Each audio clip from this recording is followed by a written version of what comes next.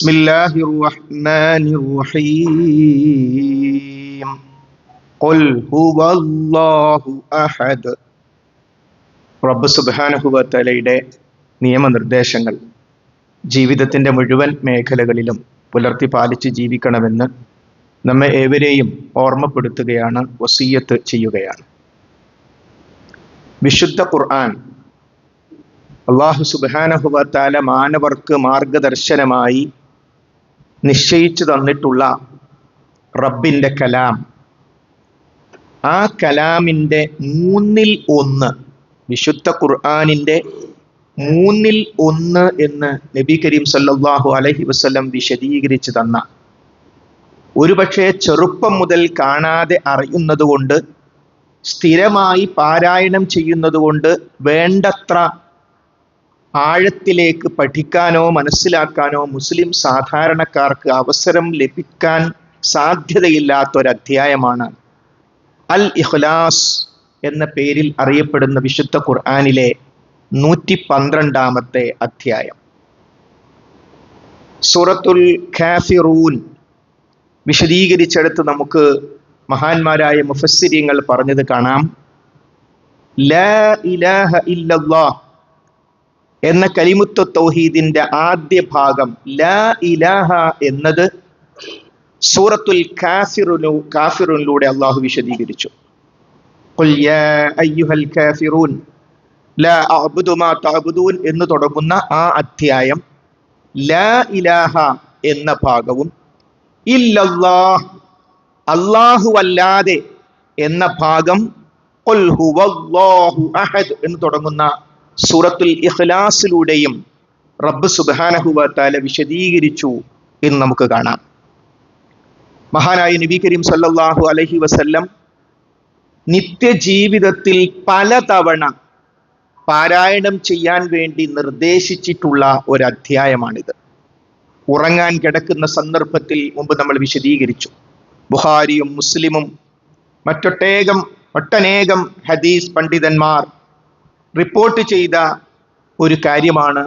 ഉറങ്ങാൻ കിടക്കുമ്പോൾ 3 തവണ ഒപ്പമുള്ള സൂറത്തു ഫലഖിനോടും സൂറത്തു നാസിനോടും ചേർത്ത് ഈ അധ്യായം പാരായണം ചെയ്യാൻ, അത് 3 പ്രാവശ്യം പാരായണം ചെയ്യാൻ, മാത്രമല്ല ഓതിയിട്ട് ശരീരത്തിലാകെ തടവാൻ, അഥവാ എല്ലാ ദിവസവും മന്ത്രിക്കണം എന്ന് ഇസ്ലാം പഠിപ്പിക്കുന്നു.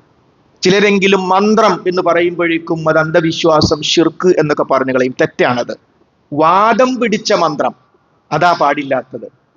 മന്ത്രവാദം അത് നമുക്ക് വേണ്ട. എന്നാൽ മന്ത്രം എന്ന് പറഞ്ഞാൽ സ്വകാര്യമായി പറയുക. ആരോട്? റബ്ബിനോട്, പടച്ചവനോട് സ്വകാര്യമായി പറയുന്നതിനാണ് മന്ത്രം എന്ന് പറയുന്നത്, പ്രാർത്ഥന എന്നർത്ഥത്തിൽ. അത് വിശ്വാസികൾക്ക് അവരുടെ ജീവിതത്തിൽ എല്ലാ ദിവസവുമുണ്ട്. അതിൽ ഒന്നാണ് ഈ സൂറത്ത് ഇഖ്ലാസ് അടക്കം രാത്രി നമ്മൾ കിടക്കുമ്പോൾ ഓതി, എന്നിട്ട് ഊതിയിട്ട്, മറ്റു റിപ്പോർട്ടിൽ ആദ്യം ഊതി പിന്നീട് ഓതിയിട്ട് ശരീരമാസകലം തടവണം എന്ന് മഹാനായ നബി കരീം സല്ലല്ലാഹു അലൈഹി വസല്ലം പഠിപ്പിച്ചത്. അങ്ങനെ ഒരു ഉറക്കം ഈ 3 സൂറത്തുകൾ ഓതി ശരീരമാസകലം, പരമാവധി ശരീരഭാഗങ്ങളെല്ലാം തടവണം എന്ന് ഹദീസ് പണ്ഡിതന്മാർ വിശദീകരിച്ചിട്ടുണ്ട്. അങ്ങനെ ഒരു ഉറക്കം സഹോദരന്മാരെ, സഹോദരിമാരെ, നമുക്ക് കിട്ടിയിട്ടുണ്ടോ? ഇന്നലെ രാത്രി നമ്മൾ അങ്ങനെയാണോ ഉറങ്ങിയത്? നമ്മുടെ കുടുംബാംഗങ്ങൾക്ക് അങ്ങനെ ഒരു കാര്യം അറിയുമോ? തുടങ്ങിയ പ്രായോഗിക കാര്യങ്ങൾ ഇതിനോട് ചേർത്ത് നമ്മൾ നമ്മുടെ ജീവിതവുമായി തട്ടിച്ചു നോക്കേണ്ടതുണ്ട്. നബി കരീം സല്ലല്ലാഹു അലൈഹി വസല്ലമയോട് നിന്റെ റബ്ബിനെ ഞങ്ങൾക്കൊന്ന് വിശദീകരിച്ചു തരണം. കാരണം അവർ ഇബ്രാഹിം നബിയെ കാക്കണേ എന്ന് വിളിക്കുന്നു, ഇസ്മായിൽ നബിക്ക് നേർച്ച കൊടുക്കുന്നു, ലാത്തക്കും ഉസ്സക്കും മനാത്തക്കും വഴിപാടുകൾ സമർപ്പിക്കുന്നു. ഇതൊക്കെ ചെയ്തുകൊണ്ടിരിക്കുമ്പോൾ ആ മഹാന്മാരെ ഒന്നും ആരാധിക്കാൻ, അവരോടൊന്നും പ്രാർത്ഥിക്കാൻ പാടില്ല എന്ന് പറയുമ്പോൾ അവർക്കൊരത്ഭുതമായിട്ട് ആ മക്കയിലെ മുശ്രിക്ക് തോന്നി. എന്താ ഈ പറയുന്നത്? ഇബ്രാഹിം നബിനെ വിളിക്കാൻ പാടില്ല പോലും, ഇസ്മായിൽ നബിക്ക് നേർച്ച കൊടുക്കാൻ പാടില്ല പോലും, എല്ലാം ഒരു പടച്ചോന്. എന്നാൽ ആ പടച്ചോനെ പറ്റി നീ ഒന്ന് ഞങ്ങൾക്ക് വിശദീകരിച്ചു താ എന്ന് മക്കയിലെ ബഹുദൈവ വിശ്വാസികൾ മഹാനായ നബി കരീം സല്ലല്ലാഹു അലൈഹി വസല്ലമയോട് ആവശ്യപ്പെട്ടപ്പോഴാണ് ഈ സൂറത്ത് അല്ലാഹു സുബ്ഹാനഹു വ തആല അവതരിപ്പിച്ചത് എന്ന് നമുക്ക് കാണാൻ സാധിക്കും. ആ സൂറത്തിലുള്ള ഓരോന്നും വിശുദ്ധ ഖുർആനിന്റെ 1/3 എന്ന് പറയുമ്പോൾ എത്രമാത്രം പ്രാധാന്യമുണ്ട്. ഖുൽ, മുഹമ്മദ് നബിയെ പറയുക, ഹുവല്ലാഹു അഹദ്, കാര്യം അള്ളാഹു ഏകനാണ് എന്നതാകുന്നു. ഒന്നാമതായി ഒരു സന്ദർഭമുണ്ട് അവിടെ. ആ സന്ദർഭത്തിൽ വെച്ചുകൊണ്ട് ഹുവ എന്ന ആ സർവനാമത്തിന് അത് എന്നും അവൻ എന്നും 2 രൂപത്തിൽ അർത്ഥം പറയും.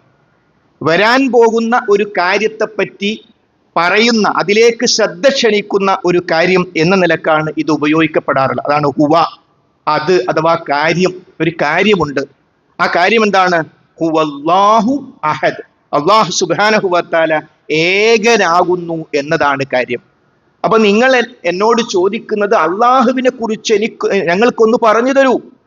നമുക്ക് ഈ ലോകത്ത് ജീവിക്കുന്ന എനിക്കും നിങ്ങൾക്കും അള്ളാഹുവിനെ അറിയണോ? ഖുൽ ഹുവല്ലാഹു അഹദ്, കാര്യം അല്ലാഹു സുബ്ഹാനഹു വ തആല അവൻ ഏകനാകുന്നു എന്നതാണ്. അഹദ് എന്നത് സ്ഥാനരൂപത്തിൽ അല്ലാഹു സുബ്ഹാനഹു വ തആലക്ക് മാത്രമേ ഉപയോഗിക്കുകയുള്ളൂ. നമ്മൾ ഒന്ന് എന്നതിനെ വാഹിദ് എന്നാണ്, നമ്മൾ അറബിയിൽ എണ്ണുമ്പോൾ വാഹിദ് എന്നാണ് പറയുക. അപ്പൊ അഹദ് എന്നത് സ്ഥാനരൂപത്തിൽ റബ്ബ് സുബ്ഹാനഹു വ തആലക്ക് മാത്രമേ, അഥവാ എണ്ണത്തിൽ മാത്രമല്ല, ഏത് നിലക്ക് നോക്കിയാലും അല്ലാഹു സുബ്ഹാനഹു വ തആല ഏകനാകുന്നു. ബഹുത്വത്തിന്റെ, നാനാത്വത്തിന്റെ, ഘടനയുടെ ഒരു കലർപ്പും റബ്ബ് സുബ്ഹാനഹു വ തആലക്കില്ല. അവൻ എല്ലാ അർത്ഥത്തിലും ഏകനാകുന്നു എന്നതാണ്. അള്ളാഹുവിന്റെ സത്തയിൽ, ഗുണങ്ങളിൽ, നാമവിശേഷണങ്ങളിൽ എല്ലാം അല്ലാഹു സുബ്ഹാനഹു വ തആല ഏകനാകുന്നു. ഖുൽ ഹുവല്ലാഹു അഹദ്, പറയുക നബിയെ, കാര്യം അല്ലാഹു സുബ്ഹാനഹു വ തആല അവൻ ഏകനാകുന്നു. അതിന്റെ വിശദീകരണം എന്നോണമാണ് അള്ളാഹുവിന്റെ വിശേഷണങ്ങൾ, അവന്റെ ആ ഏകത്വത്തിന്റെ പ്രത്യേകതകളാണ് അടുത്ത ആയത്തുകളിൽ. അല്ലാഹു സ്വമദ്, റബ്ബ് സുബ്ഹാനഹു വ തആല ഏവർക്കും ആശ്രയമുള്ളവനാകുന്നു. സ്വമദ് എന്നതിന് നേരെ ഒരു മലയാള അർത്ഥം പറയുക നമുക്ക് സാധ്യമല്ല. എന്ന് പറഞ്ഞാൽ എല്ലാവരും റബ്ബ് സുബ്ഹാനഹു വ തആലയെ ആശ്രയിക്കുന്നു. റബ്ബ് ആരെയും ആശ്രയിക്കുന്നില്ല. ഇത് എഴുതണമെങ്കിൽ എത്ര വാചക മലയാളത്തിൽ വേണമെന്ന് ആലോചിച്ച് നോക്കൂ. അതാണ് ചുരുക്കി പറഞ്ഞാൽ അസ്വമദ് എന്നതിന്റെ അർത്ഥം. അല്ലാഹു സുബ്ഹാനഹു വ തആല ലോകത്തുള്ള എല്ലാവർക്കും അവന്റെ ആശ്രയമില്ലാതെ ഒരു സെക്കൻഡ് മുന്നോട്ട് പോകാൻ നമുക്കാർക്കും സാധ്യമല്ല. ഇതാണ് രാവിലത്തെ പ്രാർത്ഥനകളിൽ മഹാനായ നബി കരീം സല്ലല്ലാഹു അലൈഹി വസല്ലം പഠിപ്പിച്ചത്. വലാ തകിൽനി, പടച്ചവനെ നീ എന്നെ വിട്ടേക്കരുത്. ഒരു കണ്ണിമ വെട്ടുന്ന സമയം എന്റെ കാര്യം റബ്ബേ നീ എന്നെ ഏൽപ്പിക്കരുതേ എന്ന് മഹാനായ നബി കരീം സല്ലല്ലാഹു അലൈഹി വസല്ലം എല്ലാ ദിവസവും പ്രാർത്ഥിക്കുമായിരുന്നു. ഒരൊറ്റ തുമ്മൽ മതി സഹോദരങ്ങളെ, ആ തുമ്മൽ മതി. നമ്മുടെ ഹൃദയം ഒന്ന് സ്റ്റക്കായാൽ അതോടുകൂടി നമ്മൾ ഈ ലോകത്ത് വിട പറയേണ്ടി വരും. ഏത് കാര്യത്തിലും റബ്ബ് സുബ്ഹാനഹു വ തആലയുടെ ആശ്രയം നമുക്ക് മാത്രമല്ല, ലോകത്തുള്ള സർവ്വ സൃഷ്ടികൾക്കും അള്ളാഹുവിന്റെ ആശ്രയം ആവശ്യമാണ്. അള്ളാഹുവിനാകട്ടെ ആരുടെയും ആശ്രയം ആവശ്യമില്ലതാനും. ലം യലിദ് വലം യൂലദ്, അതാണ് റബ്ബ് സുബ്ഹാനഹു വ തആലയെ കുറിച്ച് ഞങ്ങൾക്കൊന്ന് പറഞ്ഞുതാ എന്ന് പറഞ്ഞപ്പോൾ തുടർച്ചയായി നബി കരീം സല്ലല്ലാഹു അലൈഹി വസല്ലം വിശദീകരിച്ചത്, അവൻ അഥവാ റബ്ബ് സുബ്ഹാനഹു വ തആല ആർക്കും ജന്മം നൽകിയിട്ടില്ല, അവൻ ആരുടെയും സന്തതിയായി ജനിച്ചിട്ടുമില്ല. അള്ളാഹിനെ പറ്റി മനസ്സിലാക്കേണ്ടത്, റബ്ബ് സുബ്ഹാനഹു വ തആല ആർക്കും ജന്മം നൽകി, അവൻ പിതാവോ മകനോ ബീജമോ ഒന്നുമല്ല. അതാണ് അപ്പൊ നമുക്കൊക്കെ ജന്മം നൽകിയതാരാ? ആ ജന്മം നൽകുക എന്ന് പറയുമ്പോൾ ഒരു പ്രത്യേകതയുണ്ട്. അവിടെ വിവാഹമൊക്കെയാണ് ഓർമ്മ വരിക.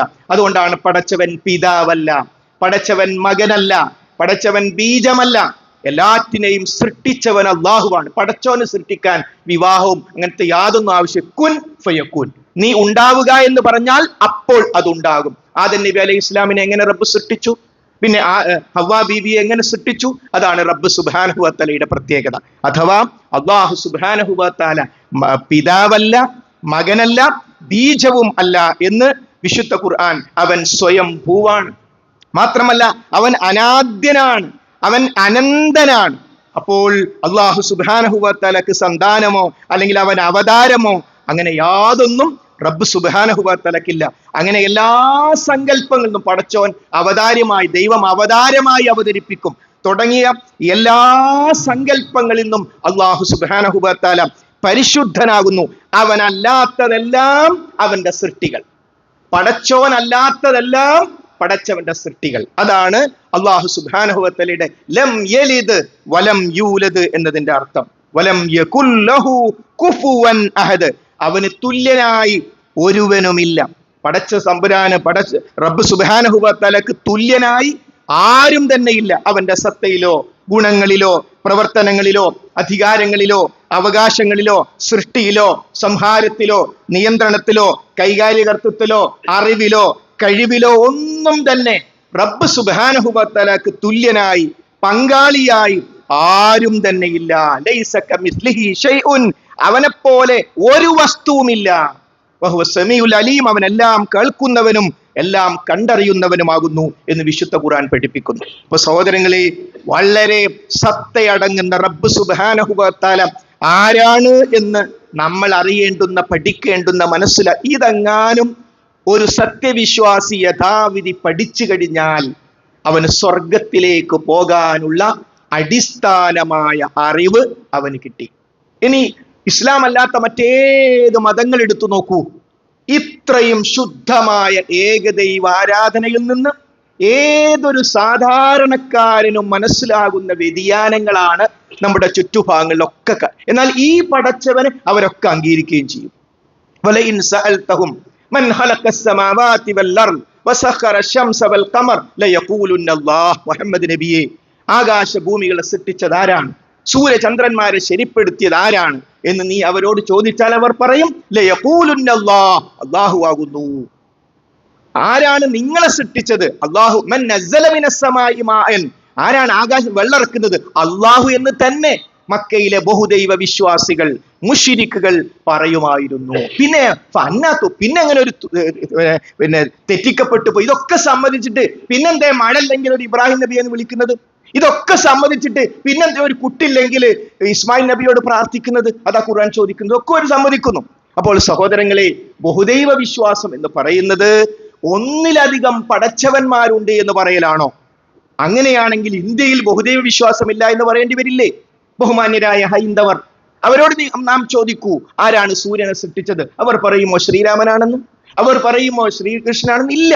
നിങ്ങൾ ഞങ്ങളൊക്കെ പറയുന്ന ആ പടച്ചോൻ തന്നെ. പിന്നെ എന്തിനാ നിങ്ങൾ ഇവരെ ആരാധിക്കുന്നത്? അത് പടച്ചോന്റെ അടുത്തൊക്കെ ഒരു മീഡിയേറ്റർ, ഒന്ന് അടുപ്പിക്കാൻ, അതാണ് അവരുടെ ന്യായം.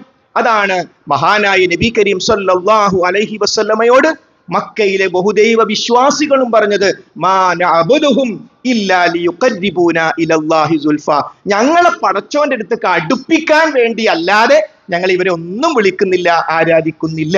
അവരൊക്കെ പടച്ചോന്റെ സൃഷ്ടികളല്ലേ എന്ന് പറഞ്ഞുകൊണ്ടായിരുന്നു അവർ ആരാധനയും പ്രാർത്ഥനയും നേർച്ചയും വഴിപാടുമെല്ലാം പടച്ചവനല്ലാത്തവർക്ക് സമർപ്പിച്ചപ്പോ അവർ ദൈവവിശ്വാസികൾ തന്നെയായിരുന്നു. ദൈവവിശ്വാസിക്ക്, ഇനി ഞാൻ പറയുന്ന വാചകം ശ്രദ്ധിക്കുക, ദൈവവിശ്വാസിക്ക് ബഹുദൈവ വിശ്വാസിയാകാൻ കഴിയൂ. പടച്ചോൻ ഇല്ല എന്ന് പറയുന്നവനും ബഹുദൈവ വിശ്വാസിയാവേണ്ട കാര്യമില്ലല്ലോ. വമാ യുഅ്മിനു അക്സറുഹും ബില്ലാഹി ഇല്ലാ വഹും മുശ്രികൂൻ, അധികം ആളുകളും അല്ലാഹുവിൽ വിശ്വസിക്കുന്നില്ല പടച്ചവനിൽ പങ്കു ചേർത്തുകൊണ്ടല്ലാതെ. സൂറത്ത് യൂസുഫിൽ റബ്ബ് സുബ്ഹാനഹു വ തആല പറയും, ലോകത്തുള്ള ബഹുഭൂരിഭാഗം ആളുകളും അല്ലാഹുവിൽ വിശ്വസിക്കുന്നവരാകുന്നു ഖുർആൻ പറയുന്നു. പക്ഷെ എന്താ കണ്ടീഷൻ? ഇല്ലാ വഹും മുശ്രികൂൻ, അല്ലാഹുവിൽ പങ്കു ചേർത്തുകൊണ്ടാണ് ഭൂരിഭാഗം ആളുകളും അല്ലാഹു. പിന്നെ എന്തിനാ പ്രവാചകന്മാർ ആ പങ്കു ചേർക്കൽ ഒഴിവാക്കണം? അപ്പോൾ ജനങ്ങൾ എന്തു പറഞ്ഞു? ഏത് പങ്കുകാരെ ഒഴിവാക്കണമെന്നാണോ പറഞ്ഞത്, ആ പങ്കുകാരെ പ്രവാചകന്മാർ കുറ്റം പറയുന്നു, തള്ളിപ്പറയുന്നാക്കി മാറ്റി. ഇബ്രാഹിം നബി അംഗീകരിക്കാത്തവൻ എന്നായിരുന്നു മക്കയിലെ മുശ്രിക്കുകൾ റസൂലുള്ളാഹി സ്വല്ലല്ലാഹു അലൈഹി വസല്ലം കൊടുത്ത ചാർജ് ഷീറ്റ്. ഇബ്രാഹിം നബിയെ തള്ളിപ്പറയുന്നവൻ, ഇസ്മായിൽ നബിയെ സ്നേഹിക്കാത്തവൻ. അവിടുന്ന് പറഞ്ഞതോ, ഇബ്രാഹിം നബി അലൈഹിസ്സലാമിന്റെ ദുആഇന്റെ ഫലമാണ് ഞാൻ. അവിടുന്ന് ദുആ ചെയ്തിട്ടാ ഞാൻ ജനിച്ചത്. ഞാൻ ഇബ്രാഹിം നബി മില്ലത്തിലാണ്. ഇബ്രാഹിം നബി പടച്ചവനെ മാത്രമാണ് ആരാധിച്ചത്. അതുകൊണ്ട് ഇബ്രാഹിമി മില്ലത്ത് നിങ്ങൾ പിൻപറ്റണം എന്നായിരുന്നു റസൂലുള്ളാഹി സ്വല്ലല്ലാഹു അലൈഹി വസല്ലം പഠിപ്പിച്ചത്. സഹോദരങ്ങളെ, ആദം നബി അലൈഹിസ്സലാമിന്റെ കാലത്ത് എന്താണോ ശിർക്ക്, അതാണ് ലോകാവസാനം വരെ ലോകത്ത് ശിർക്കായി വരിക. ആദം നബി അലൈഹിസ്സലാമിന്റെ കാലത്ത് എന്താണോ തൗഹീദ്, അതാണ് ലോകാവസാനം വരെ തൗഹീദ്. അതിൽ യാതൊരു മാറ്റവും വരികയില്ല എന്നർത്ഥം. അതുകൊണ്ട് ഈ സൂറത്ത് ഒരു ഖുതുബയിലോ ഏതാനും ഖുതുബകളിലോ വിശദീകരിക്കാൻ പറ്റിയതല്ല. അതുകൊണ്ട് അഗാധമായി നാം പഠിക്കേണ്ടുന്ന ഒരധ്യായമാണ് സൂറത്തുൽ ഇഖ്ലാസ്. ഈ സൂറത്ത് ഉറങ്ങുമ്പോൾ 3 പ്രാവശ്യം മറ്റ് 2 സൂറത്തുകളോടൊപ്പം ഓതണമെന്ന് പറഞ്ഞു. സുബ്ഹ് നമസ്കാരത്തിന് മുമ്പുള്ള 2 റക്അത്ത് നമസ്കാരം, ആ 2 റക്അത്ത് നമസ്കാരത്തിൽ മഹാനായ നബി കരീം സല്ലല്ലാഹു അലൈഹി വസല്ലം രണ്ടാമത്തെ റക്അത്തിൽ, ഒന്നാമത്തെ റക്അത്തിൽ റസൂലുള്ളാഹി ഫാത്തിഹ ഓതും, ശേഷം ഖുൽ യാ അയ്യുഹൽ കാഫിറൂൻ എന്ന സൂറത്തുൽ കാഫിറൂൻ ഓതും. രണ്ടാമത്തെ റക്അത്തിൽ ഫാത്തിഹയ്ക്ക് ശേഷം സൂറത്തുൽ ഇഖ്ലാസ് ആണ് നബി കരീം സല്ലല്ലാഹു അലൈഹി വസല്ലം പാരായണം ചെയ്തത്. വിശ്വാസം ദൃഢമാക്കാനും അമലുകളിലേക്ക് അത് പ്രതിഫലിപ്പിക്കാനും റബ്ബ് സുബ്ഹാനഹു വ തആല നമുക്ക് തൗഫീഖ് നൽകി അനുഗ്രഹിക്കുമാറാകട്ടെ.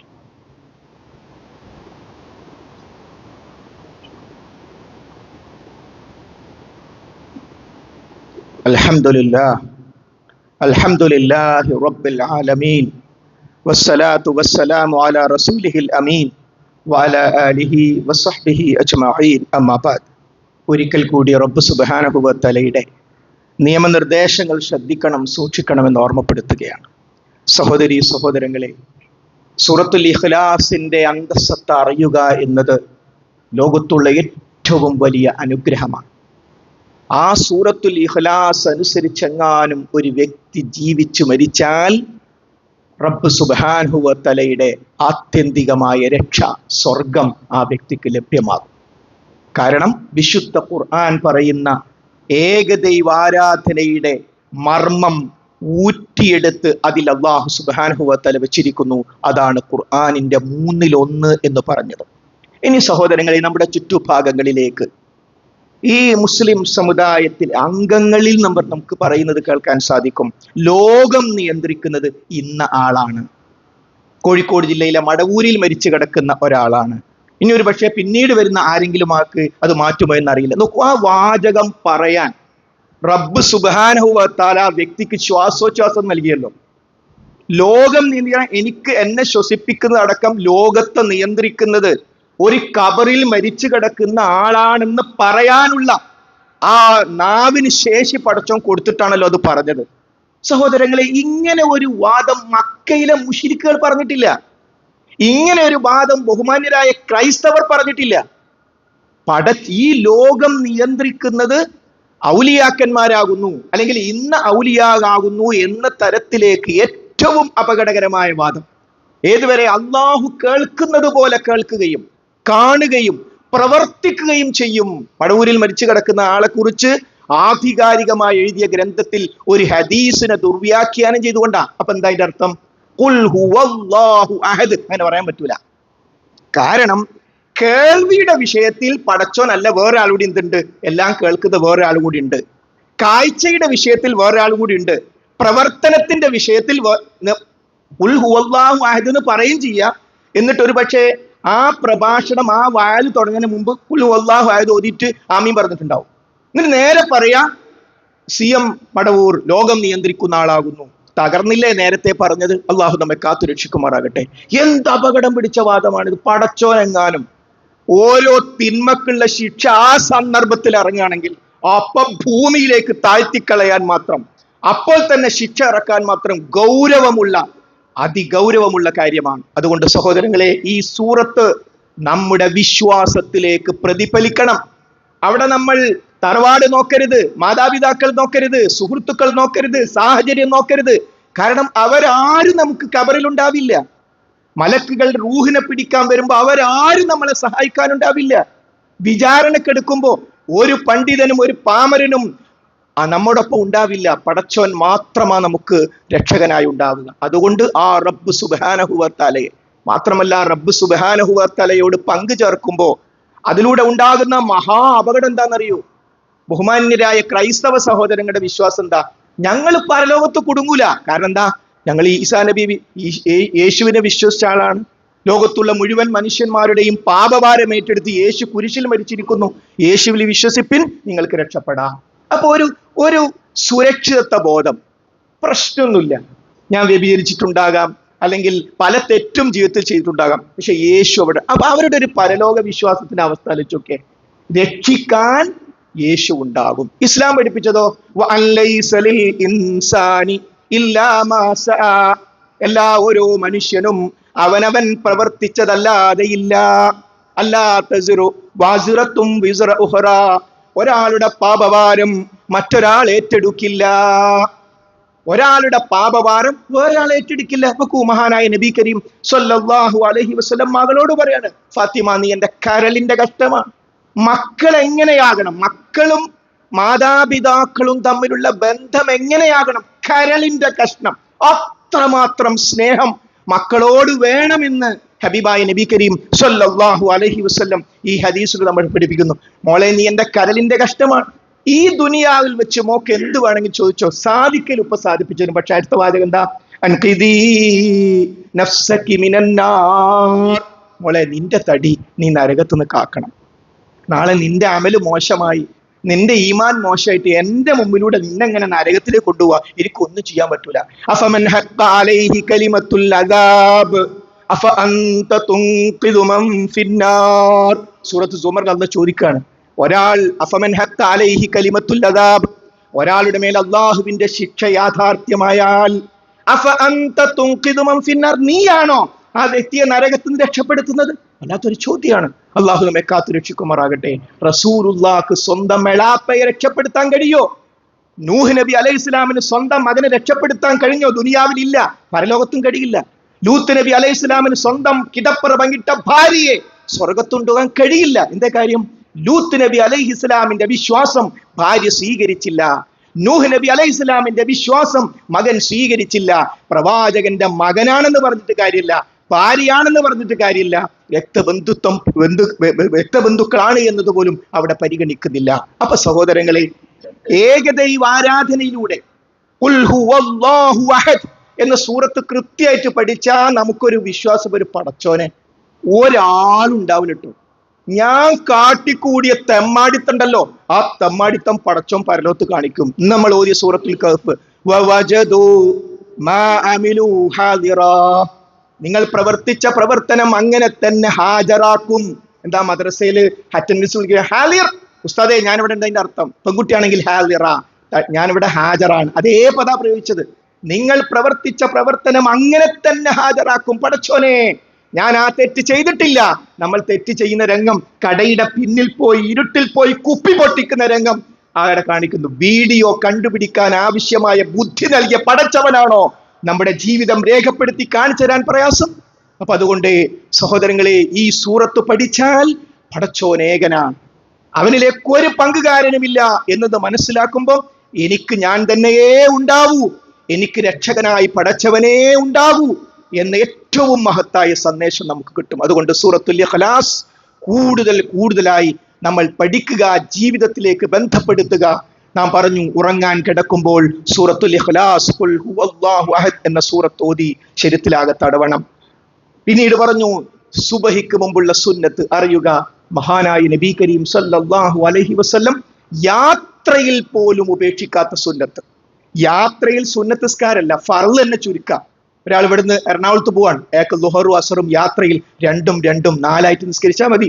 ആദ്യം 2, പിന്നെ അസർ 2. ഒരാൾക്ക് ഇഷ 3ഉം 2ഉമായി നിസ്കരിച്ചാൽ, എറണാകുളത്ത് എത്തിയിട്ട് നിസ്കരിച്ചാൽ മതി. ഇഷാന്റെ സമയത്ത് ചില ആൾക്കാർ ഇതൊന്നും അറിയാത്തോണ്ട് നിസ്കാരം ഉപേക്ഷിക്കുന്നുണ്ട്. പാടില്ല സഹോദരങ്ങളെ. എന്നാൽ സുബഹ് വിമാനത്തിലാണെങ്കിൽ അവിടെ വെച്ച് ഒരു രക്ഷയില്ല. ളുഹറിനോടും ചേർക്കാൻ പറ്റില്ല, ഇഷാനോടും ചേർക്കാൻ പറ്റില്ല. ആ സമയത്ത് നിർവഹിക്കണം. അള്ളാഹു തൗഫീഖ് ചെയ്യുമാറാകട്ടെ. പലപ്പോഴും ട്രെയിനിലൊക്കെ പോകുമ്പോ നൂറുകണക്കിന് മുസ്ലിമീങ്ങൾ സുബഹി നിസ്കരിക്കുന്നില്ല. അവരെവിടുക്കാ ഈ സുബഹി മാറ്റിവെക്കുന്നത്? എവിടുക്കാ? സുബഹിക്ക് തൊട്ട് മുമ്പ് 4:45 പുറപ്പെടുന്ന ട്രെയിൻ കണ്ണൂരുന്നുണ്ട്. അതിൽ മുസ്ലിമീങ്ങൾ എവിടെ വെച്ചാണ് ഈ സുബഹി നിസ്കരിക്കുന്നത്? അവിടെ വെച്ച് നിസ്കരിച്ചോളണം.